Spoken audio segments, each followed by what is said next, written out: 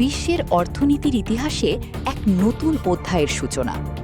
SpaceX, Tesla এবং social media platform এক্সের প্রধান ইলন মাস্ক এখন বিশ্বের প্রথম ট্রিলিয়নেয়ার বা $1,00,00,000 মালিক।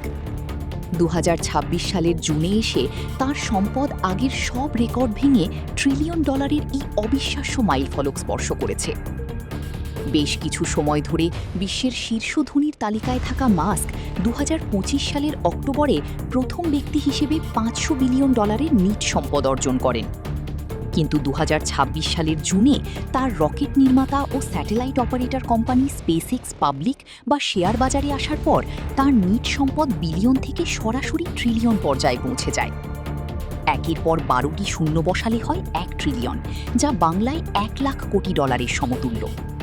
টেসলার রেকর্ড গড়া পারিশ্রমিক প্যাকেজ এবং স্পেসএক্সের অভূতপূর্ব সাফল্যই মাস্ককে এই উচ্চতায় নিয়ে গেছে। বিপুল সম্পদের পাশাপাশি মাস্কের রাজনৈতিক সম্পৃক্ততাও বিশ্বজুড়ে আলোচিত।